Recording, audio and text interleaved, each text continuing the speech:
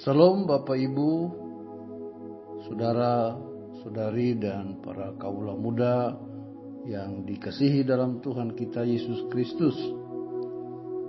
Pagi ini saya bersama dengan istri saya mengajak kita untuk mengikuti renungan harian yang dikeluarkan oleh Sinode Gereja Kristen Oikumene di Indonesia dengan berpedoman pada pola pembacaan 4M. Karena itu mari kita awali dalam doa. Mari kita bersatu di dalam doa.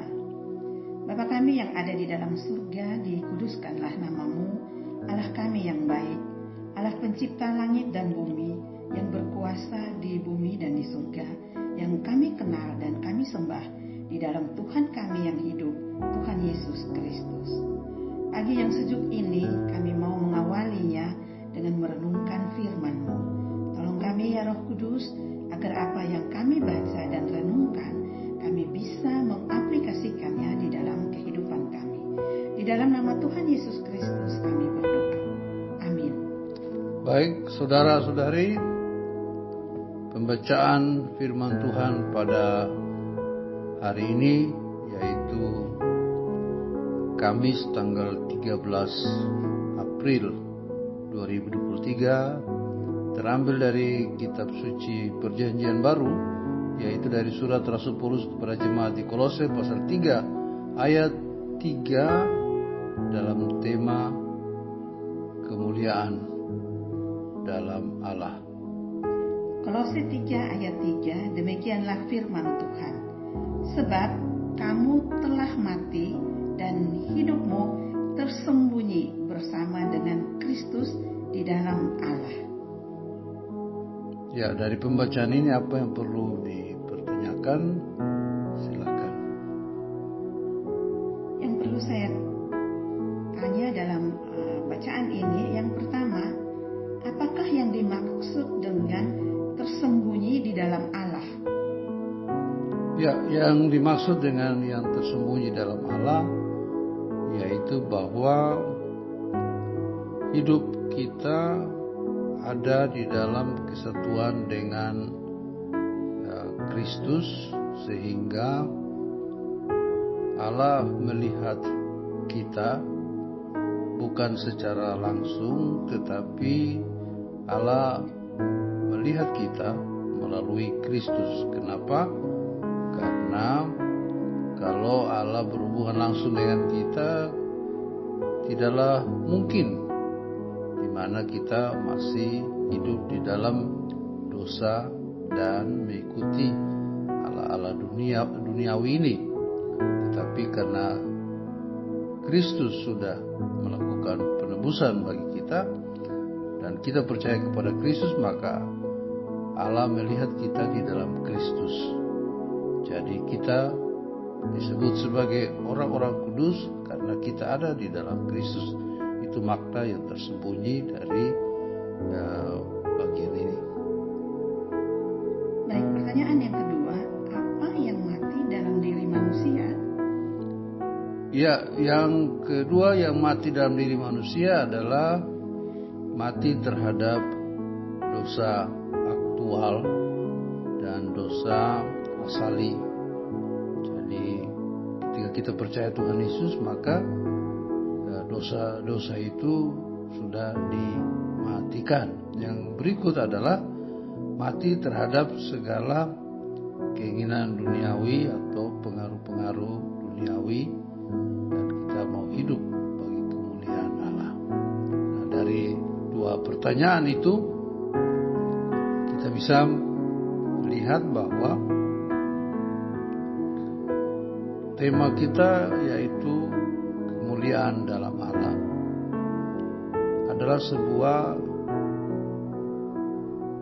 hak istimewa yang kita miliki di dalam Kristus. Jadi hak istimewa itu ya dimiliki oleh saya dan saudara karena kita percaya kepada Kristus. Seperti misalnya Kristus adalah payung kita. dan kita berlindung di dalam payung itu. Sehingga Allah melihat kita ya di dalam Kristus, atau dia melihat kita melalui Kristus yang sudah memberikan hidupnya di kayu salib bagi saya dan saudara. Nah, karena Kristus sudah melakukan penebusan dan pengampunan dosa, maka kita yang percaya kepada Kristus, kita layak menerima kemuliaan Allah itu. Maka hidup kita disebutkan oleh Rasul Paulus ini adalah tersembunyi di dalam Allah, oleh karena Kristus yang memayungi kita. Jadi misalnya ya, kalau kita langsung berhubungan dengan Allah yang tidak percaya Tuhan Yesus, tidak mungkin, karena kita belum dikuduskan. Tetapi kita dikuduskan karena kita percaya kepada Yesus. Maka Allah Bapa di sorga melihat kita di dalam Kristus, sehingga Rasul Paulus berkata kita tersembunyi ya di dalam Allah. Nah, demikian juga istilah tersembunyi ini menggambarkan tentang biasanya pada zaman dulu hal-hal berharga atau seperti emas, mutiara ataupun berlian dan lain-lain itu disimpan di tempat yang tersembunyi. Artinya orang tidak gampang untuk bisa menyentuhnya. Jadi kalau begitu, maka kita pun karena tersembunyi di dalam Allah, maka akibatnya kuasa jahat, kuasa iblis atau setan apapun juga tidak akan bisa menyentuh kita, karena kita tersembunyi dalam Allah. Jadi karena itu setiap kita keluar rumah, mari kita berdoa memohon pertolongan Tuhan, maka kuasa jahat apapun tidak akan mempan untuk bisa menggoyahkan iman kita. Nah, saudara dikasihi dalam Tuhan Yesus Kristus, dan karena itu maka yang dituntut adalah bahwa kita sudah memiliki sebuah kenyataan, yaitu bahwa kita sudah mati ya bagi dosa, dan kita sudah mati bagi keinginan duniawi, sehingga benar-benar hidup kita ada di dalam kemuliaan Allah. Nah, hidup di dalam kemuliaan di sini berarti bahwa sama seperti yang dikatakan di atas tadi, logam mulia. Logam mulia itu adalah kita kategorikan sebagai emas dan berlian, dan itu ya tentunya dia tidak akan bisa hancur oleh karena karatan ataupun oleh karena terik matahari, oleh karena racun dan lain-lain. Karena logam mulia itu dia bertahan, dia melawan semua pengaruh-pengaruh dari luar. Maka ketika kita memiliki hidup di dalam kemuliaan Allah, kita akan bertahan dari segala godaan kuasa jahat ataupun dosa yang terus merongrong kita, dan kita semakin hari semakin terus masuk ke level yang berikut, atau level kedua, level ketiga, untuk menyatakan kuasa dan kemuliaan Allah kepada sesama kita. Nah, dari pembacaan firman Tuhan ini, dari renungan ini, apa komitmen yang harus kita buat?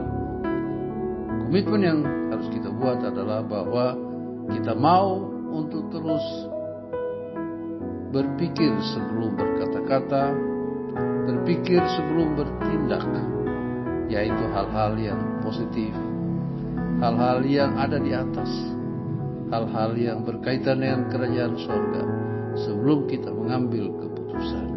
Dengan demikian, maka bukti bahwa kita mematikan dalam diri kita segala keinginan dan dosa kita itu terlaksana karena kemurahan Allah.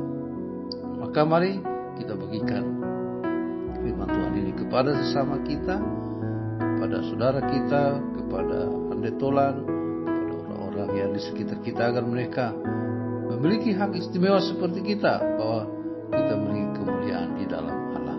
Karena itu mari kita berdoa. Bapa di sorga, kami bersyukur karena pada pagi ini kami sudah merenungkan sabda-Mu, bahwa hidup kami tersembunyi di dalam Allah adalah sebuah hak istimewa yang Tuhan berikan kepada kami. Maka tidak ada kuasa apapun yang dapat merongrong kami, yang dapat menjatuhkan iman kami. Karena itu biarlah kami terus dengan pimpinan Roh Kudus mematikan segala kuasa dosa ataupun keinginan daging, keinginan mata, keangkuhan hidup dan berbagai rongrongan kuasa jahat yang mau menggagalkan iman kami, sehingga kami benar-benar hidup di dalam Tuhan. Berkati seluruh jemaat Tuhan dalam lingkungan Sinode GKO, baik ada di Sumatera Utara, di Riau, di Kalimantan Barat, di DKI, di Banten, di Jawa Barat, Jawa Tengah, di Bali, di NTT, di Papua Barat. Tuhan memberkati seluruh jemaat yang mengasihi Tuhan. Tuhan memberkati pekerjaan mereka, kehidupan mereka setiap hari. Terima kasih Bapa. Inilah doa kami, sertai kami terus dalam nama Yesus, penolong kami, setia kami berdoa. Amin.